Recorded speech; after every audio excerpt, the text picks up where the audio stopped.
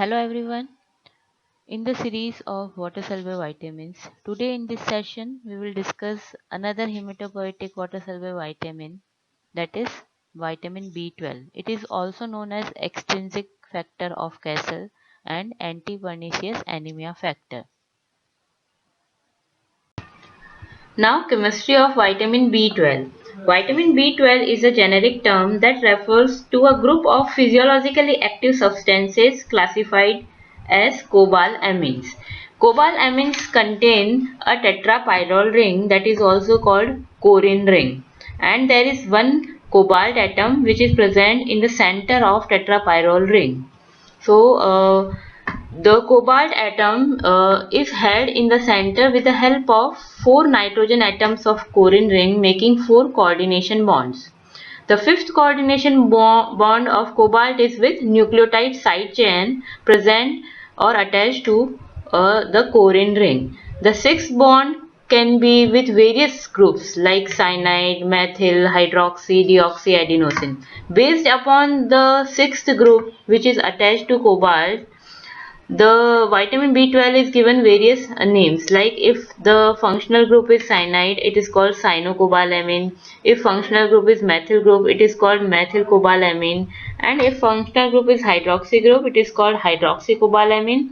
And if functional group is 5-deoxyadenosine, it is called 5-deoxyadenosine cobalamin. Out of these, cyanocobalamin is the most stable compound. Now these are various forms of vitamin B12. The major forms are, there are 4 major forms of vitamin B12. First one is cyanocobalamin, second hydroxycobalamin, third is deoxyadenosylcobalamin, and fourth is methylcobalamin. Out of these 4 forms, cyanocobalamin and hydroxycobalamin, they are synthetic form which are used in supplementation of vitamin B12. Cyanocobalamin, it is a commercial oral form. So oral supplementation of B12 is given as cyanocobalamin. The cyanide group present in cyanocobalamin has no physiological function. It is not the coenzyme functional form. Next is hydroxycobalamin. It is also used for supplementation, but injectable preparations are in the form of hydroxycobalamin. Hydroxycobalamin is also produced intracellularly during the conversion of deoxyadenosine to methylcobalamin or methylcobalamin to deoxyadenosylcobalamin, but this is non-functional intracellular intermediate. It does not have any coenzyme function of vitamin B12. Next is deoxyadenosylcobalamin. This is the deoxyadenosylcobalamin and methylcobalamin. They are also present in natural dietary sources, and both are coenzyme functional form. Deoxyadenosine is a major storage form in liver and kidney, and it is also predominant physiological coenzyme present in cellular mitochondria. While methylcobalamin, it is a major circulatory form of vitamin B12. It also have coenzyme function, and intracellularly it is present in the cytosol. Now, what are the dietary sources of vitamin B12? The important thing to remember here is that all vitamin B12 is ultimately the product of microbial synthesis. Plants does not contain any vitamin B12 because they do not need vitamin B12. So they don't produce or they don't contain vitamin B12. So in plant sources there is no vitamin B12. B12 is present only in animal sources. Animals require B12, so they have that in their body. So animal sources of vitamin B12 are liver, eggs, milk, oyster, chicken, pork. Oyster have vitamin B12 because they ingest vitamin B12 forming bacteria. It is also present in fortified foods like flour, ready to eat cereals, breads. Now we will discuss absorption of vitamin B12. As I have already mentioned in earlier slide that in dietary sources and in supplementation, vitamin B12 can be present if we are taking orally. Vitamin B12 can be present either as cyanocobalamin or methylcobalamin or deoxyadenosylcobalamin.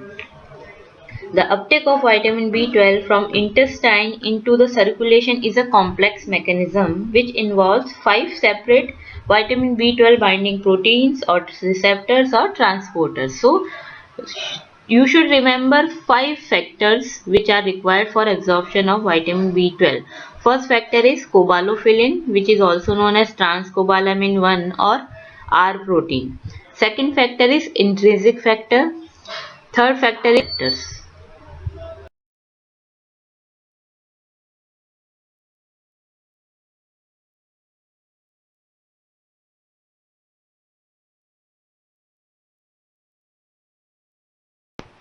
Now this is the diagrammatic representation of how vitamin B12 is absorbed in our intestine. So first of all, vitamin B12, which is present in our diet attached to protein, the dietary animal protein, it is taken up or ingested, and then in our mouth it is mixed with the saliva. In saliva there is one protein which is called cobalamin or R protein. It get mixed with the food vitamin B12, but it does not bind with B12 in the mouth. So vitamin B12 protein complex along with cobalamin enter into the stomach. In stomach, there in the presence of hydrochloric acid and pepsin enzyme, protein is removed from vitamin B12. The dietary protein is removed from B12, and now vitamin B12 is free to bind with cobalamin. So vitamin B12 binds with cobalamin in stomach.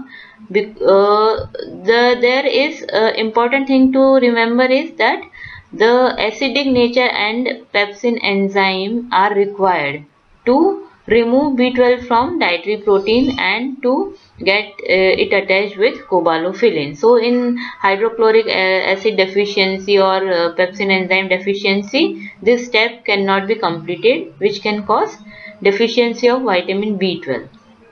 Now B12 cobalamin complex, it goes into the duodenum.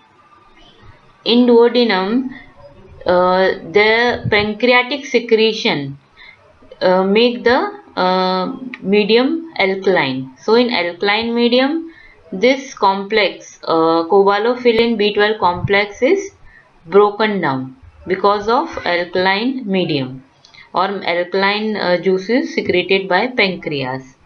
Here it binds. Now vitamin B12 bind with intrinsic factor.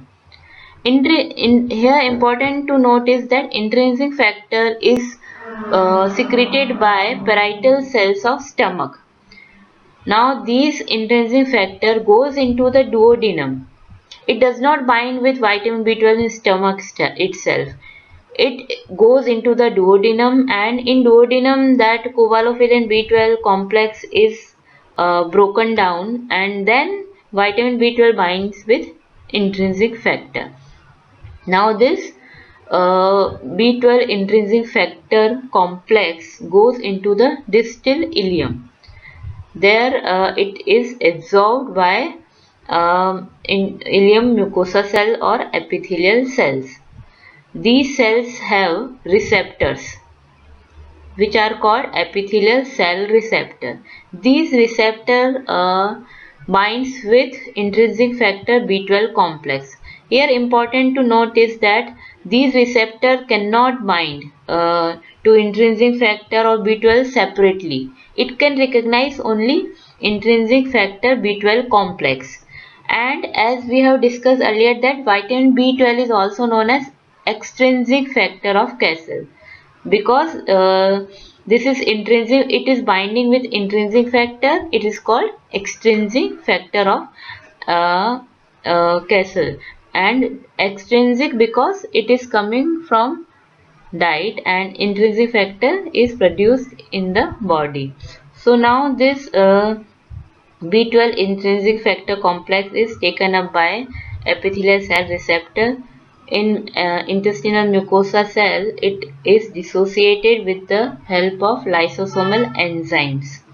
Now, intrinsic factor is decomposed and B12 now binds with transcobalamin second in intestinal mucosa cell. Now this B12 and transcobalamin second complex, it is attached to transcobalamin second receptors present on mucosa cell. These receptors are also present in target cells where B12 is utilized, and then this B12 transcobalamin complex is secreted into either hepatic circulation or in systemic circulation. If it is secreted in hepatic circulation, this complex is taken up by liver cells. In liver cells, B12 is stored in the form of adenosyl cobalamin. Liver have capacity to store B12, the amount of B12 which can be used around for 6 years.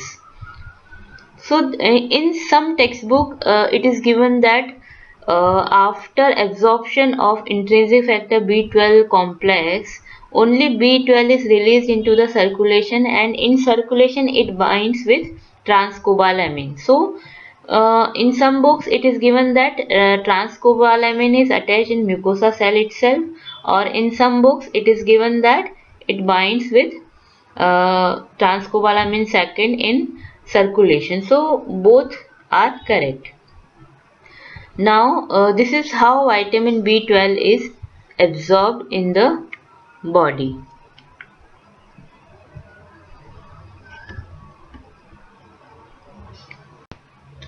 Now this is the short note which I have prepared for you, so that it will be easy for you to remember how vitamin B12 is absorbed and how it is transported in the circulation. In circulation, the major circulatory form of vitamin B12 is methylcobalamin. One more important thing to remember is that when vitamin B12 is given in large doses, some vitamin B12 can directly be absorbed by passive diffusion. So it is helpful when there is intrinsic factor deficiency or any other deficiency in intestine which can cause a malabsorption of vitamin B12.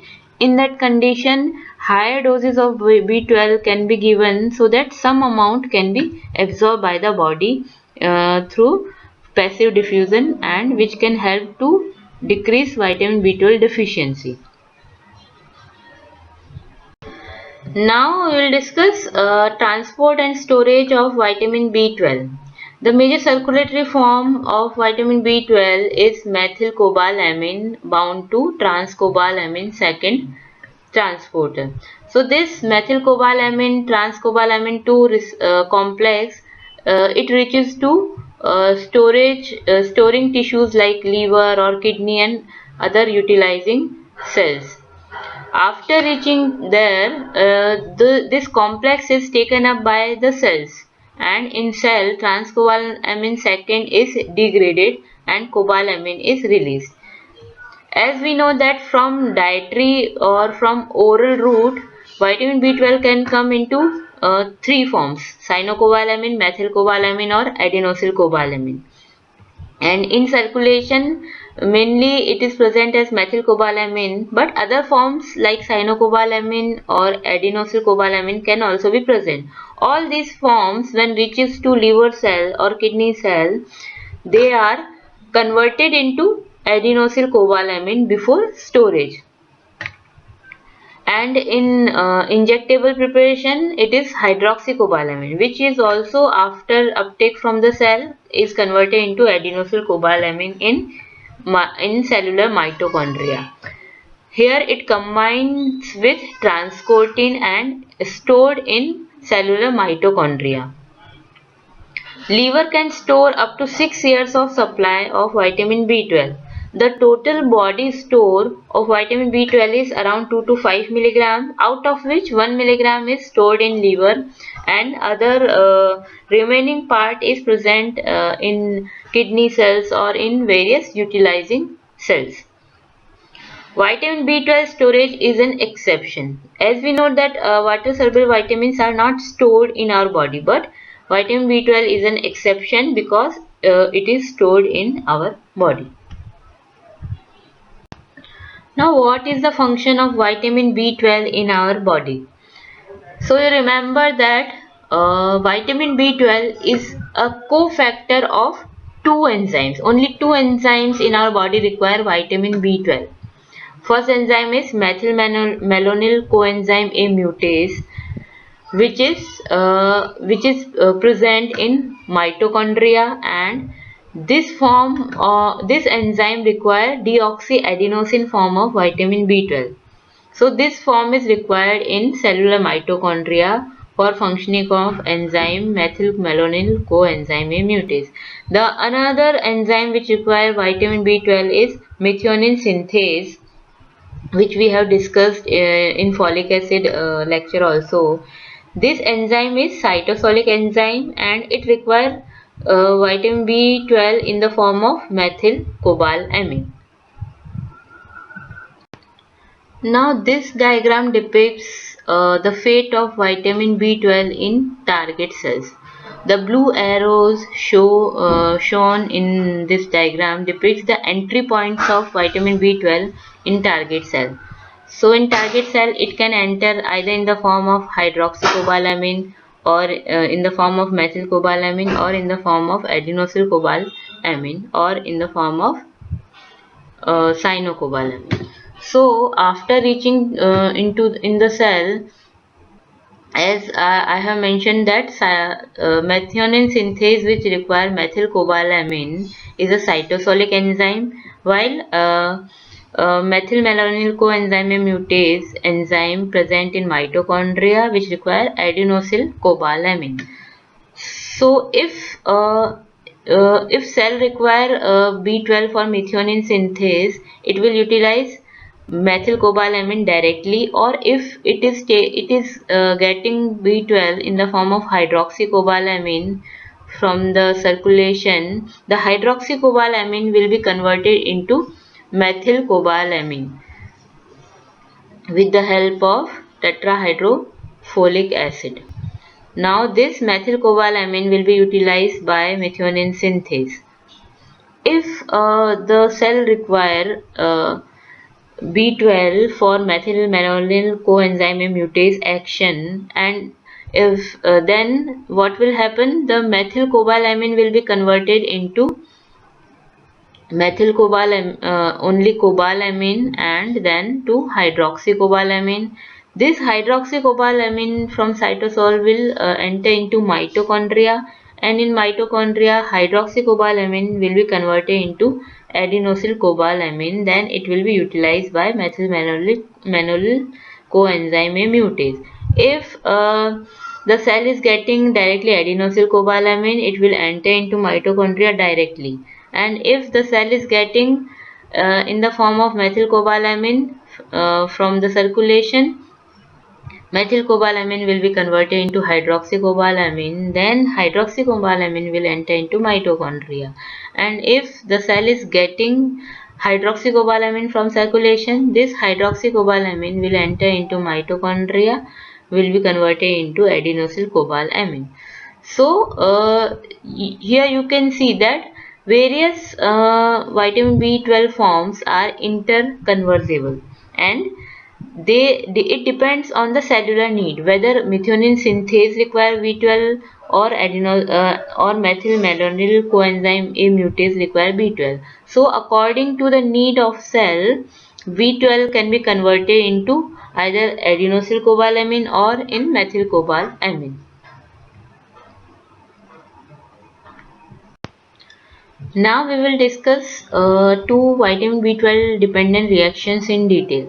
First one is the conversion of L-methylmalonyl coenzyme A into succinyl coenzyme A. This reaction is catalyzed by methylmalonyl coenzyme A mutase enzyme, and it requires vitamin B12 in the form of deoxyadenosylcobalamin as a coenzyme. So what happens during the catabolism of odd chain fatty acids, propionyl coenzyme A is formed. This propionyl coenzyme A is converted into D-methylmalonyl coenzyme A. Then this D-methylmalonyl coenzyme A is converted into L form with the help of racemase enzyme. Then this is isomerized by methylmalonyl coenzyme A mutase enzyme to succinyl coenzyme A, which enters into TCA cycle for energy generation. Various branch chain amino acids like valine, threonine, methionine, isoleucine, they also leads to the production of methylmalonyl coenzyme A, which is converted into succinyl coenzyme A and enters into TCA cycle. Deficiency of any enzyme like mutase enzyme, or deficiency of B12 enzyme, or if our body is unable to convert methylcobalamin or hydroxycobalamin into deoxyadenosylcobalamin, there will be no conversion of methylmalonyl coenzyme A to succinyl coenzyme A. In that condition, methylmalonyl coenzyme A will form methylmalonic acid, which will be excreted into urine. So, deficiency of B12 or mutase enzyme can cause methylmalonic acidemia or methylmalonic aciduria. So, this is the first reaction which require vitamin B12. Now, in another reaction which require vitamin B12 is the conversion of homocysteine to methionine. This reaction takes place in cytoplasm and it requires methionine synthase enzyme and methylcobalamin as a coenzyme. So what happens first? Methyl tetrahydrofolate is first converted into tetrahydrofolate, and in this reaction the hydroxycobalamin or cobalamin is converted into methylcobalamin first. So this is how in cytoplasm hydroxycobalamin is converted into methylcobalamin. Now this methylcobalamin converts homocysteine into methionine by donating methyl group to homocysteine, and it itself get converted into cobalamin. So this is how homocysteine is converted into methionine. Methionine is then converted into S-adenosyl methionine, which is required for various methylation reaction, which we have already discussed during folic acid lecture. In deficiency of methylcobalamin or methionine synthase, in deficiency of methylcobalamin, methyl tetrahydrofolate is not converted into tetrahydrofolate. So all cellular folate is trapped into methyl tetrahydrofolate form, and this is known as folate trap. As we have discussed that the conversion of methylene tetrahydrofolate to methyl tetrahydrofolate, it is an irreversible reaction. So to convert methyl tetrahydrofolate into free tetrahydrofolate, and the further conversion of tetrahydrofolate into methylene, methinyl and formyl tetrahydrofolate, we require a B12. So in B12 deficiency, all cellular folate is trapped into methyl tetrahydrofolate form, and it is unavailable for other reactions which require various forms of folic acid. So in vitamin B12 deficiency, there will be folate trap in the cell, and there will be increased level of homocysteine in blood, which will cause homocysteinemia and which can cause atherosclerosis and risk of heart attacks. So this is the second reaction catalyzed by vitamin B12. Now what are the causes of vitamin B12 deficiency? There can be various causes. First one is dietary deficiency. If a person is a strict vegetarian or there is malnutrition, as we know that in vegetarian diet vitamin B12 is absent, and in malnutrition also vitamin B12 be deficient. Another reason is a decreased absorption due to gastric disorders. like achlorhydria, pernicious anemia, gastrectomy or gastric atrophy. In all these conditions, in achlorhydria, there will be no hydrochloric acid in stomach, so there will be no binding of vitamin B12. No, there will be no hydrolysis of vitamin B12 protein complex. So, in absence of HCl, vitamin B12 not be able to bind with uh, R protein. So, and in pernicious anemia, there will be deficiency of intrinsic factor. So, there will be no B12 intrinsic factor complex, and there will be no absorption of vitamin B12, because we know that B12 is absorbed only in the form of intrinsic factor B12 complex. If there is gastrectomy or if there is gastric atrophy, there will be no binding of intrinsic factor to vitamin B12. Another reason is decreased absorption due to intestinal disorders like ileal resection. As we know that vitamin B12 is mainly absorbed in distal ileum. If there is ileal resection or where the length of ileum is reduced, or if there is tuberculosis or sprue, in that condition there will be decreased absorption of vitamin B12. If there is pancreatic disease, as we know that pancreatic secretions are required for removal of cobalamin from vitamin B12 in duodenum. So if there is no pancreatic secretion, there will be no removal of cobalamin from B12, and the B12 will not be able to bind with intrinsic factor. Another reason is drug therapies like metformin, colchicine. They interfere with the absorption of vitamin B12. Now we will discuss deficiency manifestations of vitamin B12. Deficiency of vitamin B12 in humans is associated with megaloblastic anemia and neuropathy. The most common cause of vitamin B12 deficiency is pernicious anemia. It is age-related autoimmune disease in which chronic atrophic gastritis results from antibodies to gastric parietal cells and intrinsic factor. Means the antibodies are produced against intrinsic factor and parietal cells both. So this causes destruction of parietal cells, and there is no production of intrinsic factor, or there is destruction of intrinsic factor by antibodies. Because of this, there will be no absorption of vitamin B12, which will cause deficiency of vitamin B12. Deficiency is mainly seen in older people where there is decreased production of HCl, or there is decreased production of intrinsic factors. It can also be manifested in children where there can be decreased secretion of intrinsic factor, or there can be secretion of inactive intrinsic factors. So in this B12 deficiency, there is megaloblastic anemia.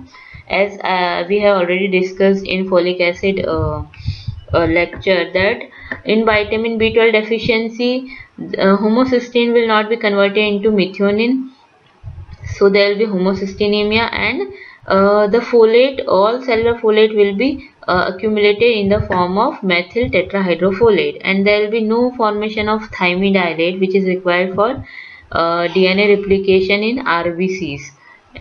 So all rapidly growing cell will be affected, and mainly RBCs, where there will be no synthesis of there will be no replication of DNA, so there will be no maturation of RBCs, which will cause megaloblastic anemia.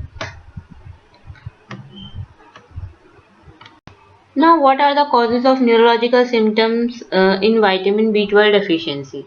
Damage to nerve system is seen in B12 deficiency.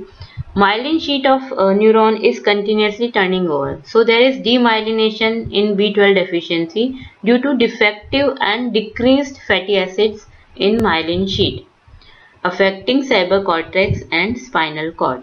Because of demyelination, various irreversible neurological conditions are observed, like there is loss of sensation in hands, arms, legs, foot, which is called symmetrical paresthesia of extremities. There can also be the alteration of tendon and deep sense and reflexes. There is loss of position sense. There can be unsteadiness in gait. There can be confusion, dementia, and disorientation. All these mentioned neurological symptoms are collectively called subacute combined degeneration. Since there is sensory and motor, both tracts are affected, it is called combined degeneration. The important thing here to remember is that in vitamin B12 deficiency there is decreased and defective fatty acids in myelin sheath, which causes neurological symptoms. Now we will discuss why there is decreased and defective fatty acid synthesis in B12 deficiency, which causes demyelination and thus neurological symptoms. So first, why there is decreased fatty acid synthesis in B12 deficiency. As we know that the mitochondrial enzyme methylmalonyl coenzyme mutase require B12. So in B12 deficiency, there will be decreased activity of methylmalonyl coenzyme mutase, which convert methylmalonyl coenzyme A into succinyl coenzyme A. So there will be accumulation of methylmalonyl coenzyme A in mitochondria. This methylmalonyl coenzyme A will competitively inhibit malonyl coenzyme A of fatty acid synthesis. So there will be inhibition of fatty acid synthesis due to competitive inhibition of malonyl coenzyme A by methylmalonyl coenzyme A. So there will be decreased fatty acid biosynthesis. So there will be decreased fatty acid there will be decreased fatty acid which will be accumulated in myelin sheath. Now why there is defective fatty acid synthesis? So the same enzyme methylmalonyl coenzyme mutase, there will be decreased activity of this enzyme. So there will be accumulation of methylmalonyl coenzyme A in mitochondria, and most of the coenzyme A will be trapped in the form of methylmalonyl coenzyme A, and there will be decreased coenzyme A pool in mitochondria to be used for fatty acid synthesis. So in the deficiency of coenzyme A, propionyl coenzyme A and methylmalonyl coenzyme A will be incorporated into fatty acid synthesis instead of coenzyme A. So defective fatty acids are synthesized in B12 deficiency. Now these defective fatty acids are incorporated into myelin sheath. So these are the reason of decreased and defective fatty acid synthesis and thus demyelination in B12 deficiency. So remember that megaloblastic anemia is because of a defect in the function of methionine synthase, while neurological symptoms are because of defect in the functioning of methylmalonyl coenzyme mutase enzyme. Now, which biochemical tests are used to find out vitamin B12 deficiency in our body? So, first test is chilling test. In this test, radioactive labeled cobalt 60 vitamin B12 in 1 microgram amount is given orally. If there is gastric atrophy, there will be no absorption of this radiolabeled vitamin B12. So all radioactivity will be excreted in feces, and there will be no radioactivity in liver, which shows if radioactivity is present in feces and not in liver, it shows gastric atrophy because there is no absorption of vitamin B12. If there is nutritional deficiency of vitamin B12, in that condition there will be increased absorption of this radio-labeled vitamin B12, and most radioactivity will be observed in liver because it will be stored in liver, while very little radioactive labeled vitamin B12 will appear in feces.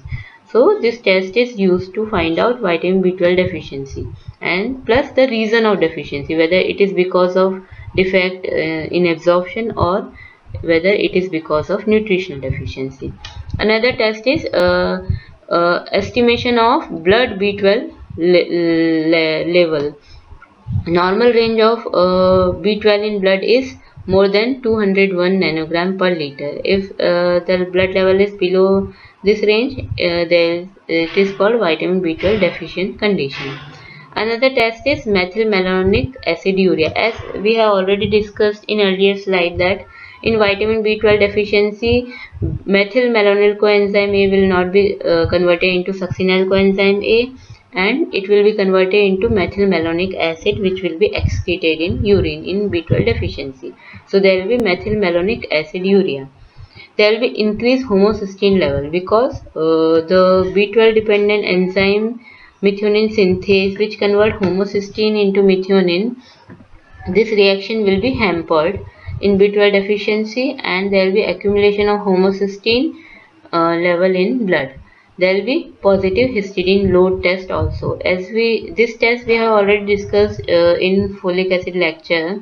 Still, we will discuss it here that when histidine is given orally, it is converted into form aminoglutamic acid, which react with free tetrahydrofolic acid, and it form formyl tetrahydrofolate. So in B12 deficiency, there will be no free tetrahydrofolate available to react with form aminoglutamic acid produced from histidine. So this form aminoglutamic acid will be excreted in urine in B12 deficiency. So these are the tests to identify, to recognize B12 deficiency in our body. Now, recommended dietary allowance of vitamin B12. The daily requirement of B12 in adult male or female is around 1 to 2 microgram per day. In pregnancy, the requirement increases to 2.6 microgram per day, and during lactation, the requirement further increases to 2.8 microgram per day. Therapeutic doses of vitamin B12 are used as 1 milligram per day orally. Important thing to note here is that folic acid alone should not be given in macrocytic anemia, as it may aggravate the neurological manifestations of B12 deficiency. Because when large doses of folic acid are given, more vitamin B12 will be utilized for the methionine synthase reaction, and there will be less vitamin B12 available for the methylmalonyl coenzyme A dependent reaction. So in that condition, neurological symptoms may appear. So folic acid should always be given along with B12.